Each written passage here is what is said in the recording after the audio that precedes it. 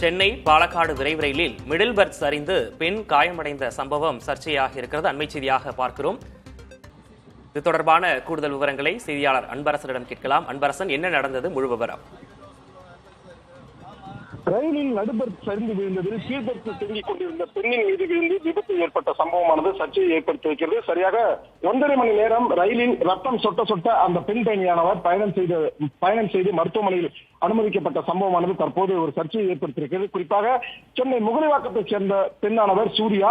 இவர் தனது சொந்த ஊரான மூணாருக்கு செல்வதற்காக தனது குடும்பத்தோடு கடந்த 11ஆம் தேதி இரவு சென்ட்ரல் ரயில் நிலையத்திலிருந்து பாலக்காடு எக்ஸ்பிரஸ் ரயிலில் குடும்பத்தோடு பயணம் செய்திருக்கிறார். அப்போது சரியாக 1.5 மணி அளவில் நள்ளிரவு 1.5 மணி அளவில் ரயிலானது தருமபுரி அடுத்த மொரப்பூர் ரயில் நிலையம் அருகே சென்று கொண்டிருந்த போது நடுபெர்த்தில் படுத்துக் கொண்டிருந்த நபர் கழிவறை செல்வதற்காக கீழே இறங்கி சென்றுள்ளார். அப்போது நடுபெர்த்தில் படுக்கை திடீரென சங்கிலியில் இருந்து நழுவி கீழ்பெர்த்தில் படுத்துக் கொண்டிருந்த சூர்யா மீது விழுந்ததில் அவர் அலறி அடித்து எழுந்து அந்த ரயில் பெட்டியில் இருந்து அனைவரும் எழுந்து பார்த்துள்ளனர். உடனடியாக அந்த பெட்டிக்கு இடையே மாட்டிக்கொண்டிருந்த சூர்யாவை மீட்ட பார்த்தபோது அவரது தலையில் பலமாக அடிபட்டு ரத்தம் சொட்ட சொட்ட இருந்துள்ளார். உடனடியாக சம்பவத்திற்கு டிடிஆர் வந்துள்ளார். இது குறித்து சூர்யா மற்றும் சூர்யாவின் கணவர் கேட்டபோது முதலுதவி பெட்டி இல்லை என அவர் கூறியதாக தற்போது சூர்யா நம்மிடம் போனில் தெரிவித்திருக்கிறார்.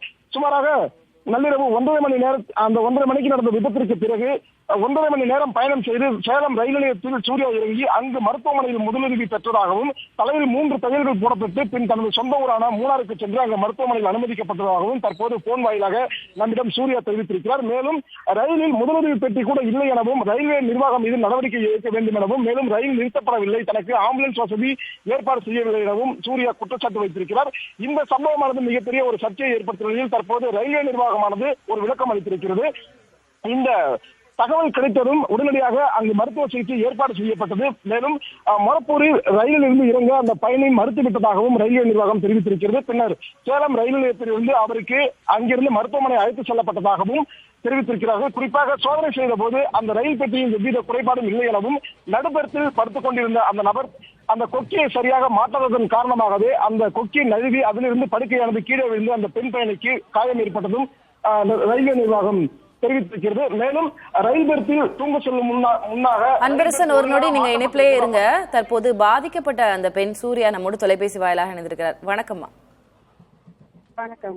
என்ன நடந்ததுங்க அங்க? உங்களுக்கு மொரப்பூர் ரயில் நிலையத்துல நீங்க இறங்கல, அங்க ஏன்னா மருத்துவ வசதிகள் எதுவும் கிடைக்கவில்லை அப்படின்னு நீங்க சொல்லியிருந்ததா எங்களுடைய செய்தியாளர் சொன்னார். முதல்ல எப்படி இந்த சம்பவம் நடந்தது? எதனால மொரப்பூர் ரயில் நிலையத்துல நீங்க இறங்கல? எப்போ உங்களுக்கு சிகிச்சை வழங்கப்பட்டது? இல்லைங்க, இது இன்சிடென்ட் நடந்தது ஒரு 1:15 AM இன்சிடென்ட் நடந்தது மொரப்பூர் ஸ்டேஷனுக்கு முன்னாடி.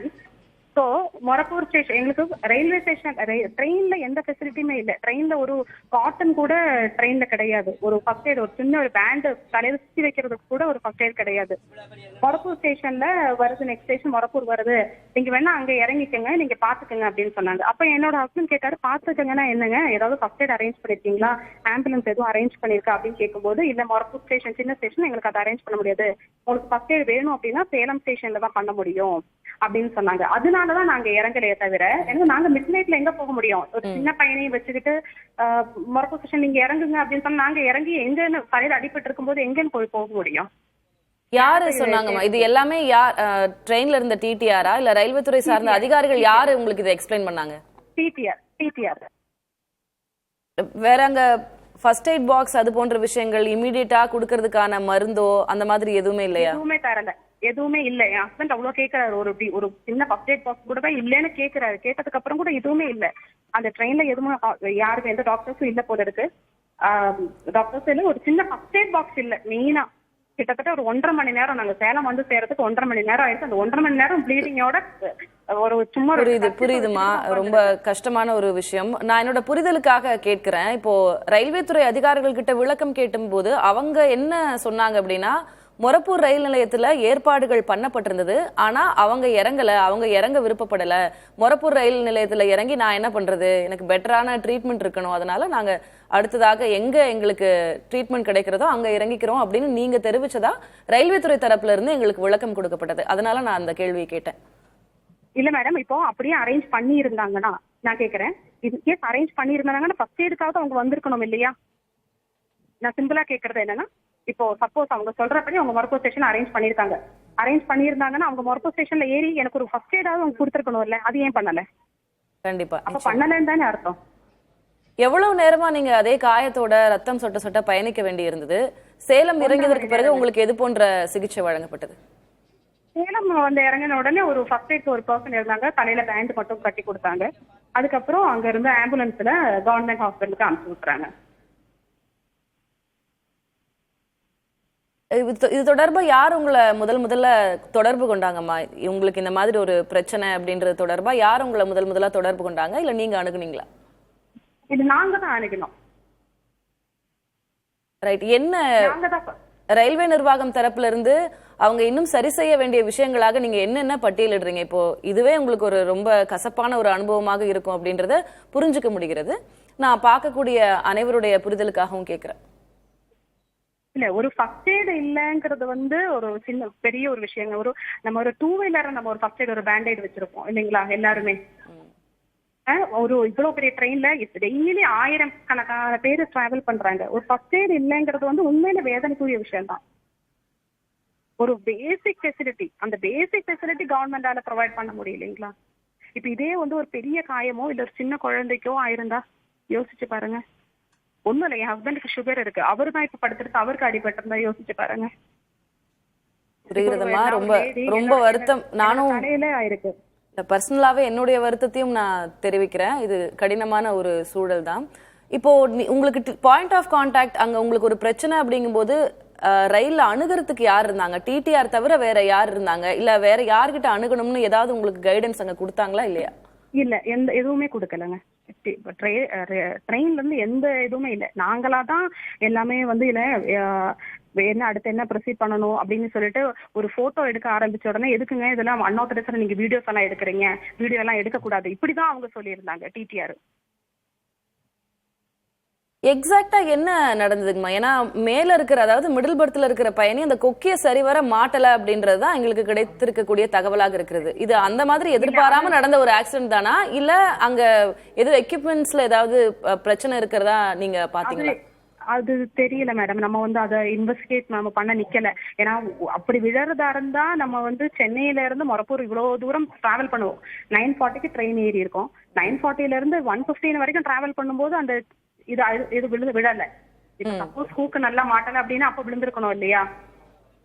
அவ்வளவு டைமுக்கு நமக்கு விழல. அவர் அந்த இறங்கினாரு, இறங்கி ஒரு ஃபியூ செகண்ட்ஸ்ல விழுந்தது. அது எப்படின்னு வந்து அவங்க தான் ஃபைண்ட் அவுட் பண்ணணும். ஏன்னா நான் படுத்திருந்தேன், தூங்கிட்டு இருந்தோம்.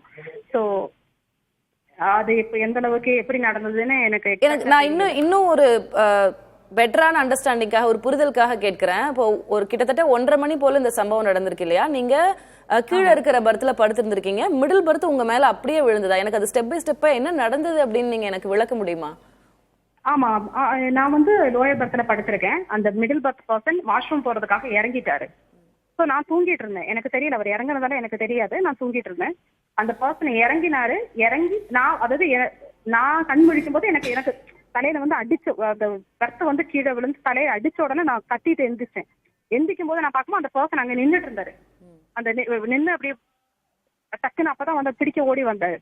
எனக்கு அப்ப தலையில அடிபட்டு நான் பாக்குறேன். அப்பதான் அவர் சொல்றது, இந்த மாதிரி நான் இறங்கினேன், இறங்கி 2 செகண்ட்ல அப்படி விழுந்துருச்சுமா அப்படின்னாரு.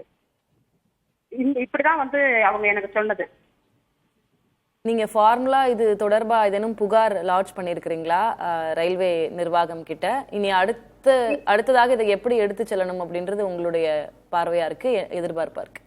இல்ல, இது புகார் கண்டிப்பா லான்ச் பண்ணணும். ஏன்னா நேற்று நம்ம இருந்த ஒரு சிச்சுவேஷன்ல கம்ப்ளைண்ட் கொடுக்கறதுக்கு நாங்க போகல. நமக்கு ட்ரீட்மெண்ட் பண்றதுதான் பிரைமரியா இருந்தது. ஸோ இன்னைக்கு இப்ப மார்னிங் ஆர்பிஎஃப்ல இருந்து கால் பண்ணியிருந்தாங்க. அவங்களுக்கு நான் சொல்லியிருக்கேன், இந்த மாதிரி கம்ப்ளைண்ட் எடுக்கணும், எனக்கு கம்ப்ளைண்ட் கொடுக்கணும், கொஞ்சம் கம்ப்ளைண்ட் எடுத்துக்கோங்க அப்படின்னு சொல்லியிருக்கேன். சரி, அரேஞ்ச் பண்ணிட்டு சொல்றேன்னு சொல்லியிருக்காங்க. நன்றி திருமிகு சூர்யா. முதல்ல உங்களுக்கு நடந்த இந்த சம்பவத்துக்காக வருத்தம், ஆனாலும் இதற்கான உங்களுக்கான நியாயம் கிடைக்கணும் அப்படின்றது தான் எங்களுடைய எதிர்பார்ப்பாகவும் இருக்கிறது. நன்றி, நீங்க இணைப்புல வந்து இவ்வளவு பொறுமையா பேசியதற்கு.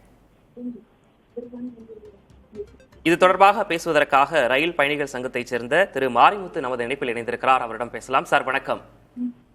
வணக்கம் சார். இப்போ இந்த பெண்மணி பேசுறத பார்த்திருப்பீங்க, ஒரு துரதிருஷ்டவசமான ஒரு சம்பவம். ஆனா அதற்கு ரயில்வே தரப்புல ஒரு விளக்கம் கொடுத்திருக்காங்க. அது ஏற்றுக்கொள்ளக்கூடியதா இருக்கிறதா? இப்போ ஒரு பயணி வந்து இந்த மாதிரி திடீர்னு ஒரு சம்பவத்துல பண்ணும்போது ஒரு ஃபர்ஸ்ட் எய்டு கூட இல்ல அப்படின்ற ஒரு கம்ப்ளைண்ட்டையும் அவங்க முன்வைக்கிறாங்க. அது நிச்சயம் வந்து ரொம்ப கண்டிக்கத்தக்கது. அதாவது இந்த மாதிரி டிராவல் பண்ணும்போது ஒரு பஸ்ல போகும்போதே முதலுதவி பெட்டின்னு இருக்குது. இவ்வளவு பெரிய ஒரு 1000 பேர் பயணம் பண்ணக்கூடிய ரயில்ல வந்து நிச்சயம் வந்து முதலுதவி பெட்டி வந்து இருக்காம போனது வந்து ரொம்ப தவறான விஷயம். கண்டிப்பா இருந்திருக்கணும். ரெண்டாவது நம்ம அவங்க சார்ட்ல கேட்கும் போதே வந்து டாக்டர்ஸா நீங்க அப்படின்னு கேட்டெல்லாம் டிக் பண்ண சொல்றாங்க. அப்படின்ற போது அவங்களுடைய ரெக்கார்ட் படி அட்லீஸ்ட் ஏதாவது ஒரு கம்பார்ட்மெண்ட்ல டாக்டர் இருந்திருப்பாரு. அந்த டாக்டரை வந்து அழைச்சிட்டு வந்து முதலுதவி பாக்ஸ் இருந்திருந்தா இவங்களை அங்கேயே வந்து ஃபர்ஸ்ட் எய்டு கொடுத்துருக்க முடியும். அதை விட கொடுமை, முறப்பொருள் நீங்க இறங்குங்கன்னு சொல்லி தட்டி கழிக்க முற்பட்டது வந்து மிக கேவலமான செயல். அங்க எந்த ஏற்பாடும் பண்ணாம இவங்களை இறங்குன்னு சொன்னது என்ன நியாயம்? இவங்க ஒரு புத்திசாலியா இருந்ததுனால நம்ம அங்க இறங்கி இன்னும் சிரமப்படக்கூடாதுன்னு இவங்க சேலத்துல இறங்கி இருக்காங்க. இவங்க கேட்ட கிளைமுக்கு அப்புறம் சேலத்துக்கு இன்ஃபார்ம் பண்ணி கரெக்டா அங்க ஆம்புலன்ஸையும் ரெடி பண்ண வச்சுட்டு இவங்களை இறக்கி இருக்காங்க. இதே இது வந்து இந்த ஒரு அவேர்னஸ் இல்லாத பேஷண்டா இருந்தா முறப்பொருள் இறங்கி அவங்க இன்னும் கஷ்டம்தான் பட்டிருப்பாங்க. ஒரு இடத்துல இறங்குங்கன்னு சொல்லும் போது அதுக்குரிய ஏற்பாடு இல்லாம இறங்க சொன்னது வந்து அந்த அதிகாரியினுடைய குற்றம். அதே மாதிரி வந்து ரயில்வே கம்பார்ட்மெண்ட்ல வந்து ஃபர்ஸ்ட் எய்டு இல்லாதது ஒரு குற்றம். இது போன்ற தொடர்ச்சியான பிரச்சனை வராம இருக்கணும்னா இந்த மிடில் பர்த்துக்கு உரிய செட்டிங்கை வந்து வேற வகையில வந்து அந்த லாக்கிங் வந்து கலராத அளவுக்கு வந்து இன்னைக்கு இருக்கிற நவீன சிஸ்டம் படி நல்லா வேற மாதிரி சிஸ்டத்துல பண்ணணும். நம்மளே பார்த்திருக்கோம் எத்தனையோ முறை வந்து 2 செயினும் ஒண்ணு போல லாக் ஆகுறது இல்லை. ஒன்னு லாக் ஆகும், ஒண்ணு வந்து கொஞ்சம் லூஸா இருக்கும். ஆள் ஏறி படுக்கும் போது அது பேலன்ஸ் ஆகும், இறங்கும் போது திருப்பி அந்த லூஸ்னஸ் இருக்கும். ஏதாவது நம்ம கீழே படுக்கிறவங்க கை மேல பட்டாலே கூட அது மாதிரி கரண்டு விழக்கூடிய வாய்ப்பு இருக்கு. இது இனிமேல் அடுத்த பேஷண்ட்டுக்கு நடக்காம இருக்கணும்னா இந்த மிடில் பர்த் சிஸ்டத்தை வந்து நவீன தொழில்நுட்பத்து படி மாற்றி அமைக்கணும். ஃபர்ஸ்ட் எய்ட் பாக்ஸ் வைக்கணும். ஒரு ஸ்டேஷன்ல இறங்க சொல்றதுன்னா அதுக்குரிய ஏற்பாடு இல்லாம இறங்க சொன்ன அந்த அதிகாரி மேல வந்து ஒரு நடவடிக்கை எடுக்கணும். அதுதான் வந்து இதுக்கு வந்து ஒரு நியாயமா இருக்கும்னு நாங்க நினைக்கிறோம். நவீன தொழில்நுட்பம் எவ்வளவோ மாறிவிட்ட காலத்தில் இது போன்ற நடவடிக்கைகளை துரிதமா எடுக்க வேணும் அப்படின்றதையும் குறிப்பிட்டிருக்கீங்க. முதலுதவி பெட்டி நிச்சயமாக இருக்க வேண்டும் அப்படின்றதையும் நம்ம பார்க்கப்பட வேண்டியிருக்கு. இணைப்பில் வந்து பேசியமைக்காக நன்றி திரு மாரிமுத்து.